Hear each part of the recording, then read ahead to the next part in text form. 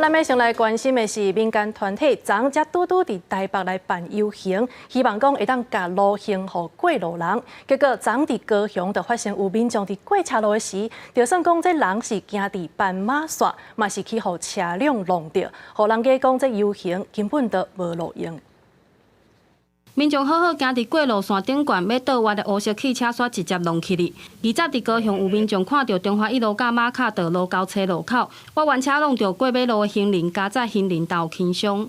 左转中华一路时，因为暂停礼让行走行人穿越导致行人，而不慎于路口发生擦撞事故，行人手脚擦挫伤，于送医治疗后无大碍，是小客车驾驶无酒精的反应。 等来到事故现场，无停留行人的车大约占一半。但这么大的路口，行人通行秒数当有50秒，嘛互部分行人行到一半卡伫分隔岛，塞轮椅的民众搁爱走起来，才会使通过马路。如果能改进会更好。怎么说呢？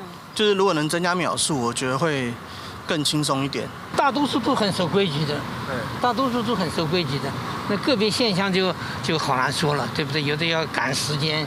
经过高市交通大队统计，自6月底无停留行人将关罚6000的新制上路了后，目前已经开出1025张罚单。无停留行人的车祸事故有18件，比去年同期减少4件。顶礼拜日行路互民众的大游行才拄啊办煞，无停留的事故悠然一直发生。警方嘛，搁一摆提醒汽机车驾驶一定要停留行人，唔通抢紧，以免违规搁造成车祸事故。记者陈焕武、柯建俊高雄报道。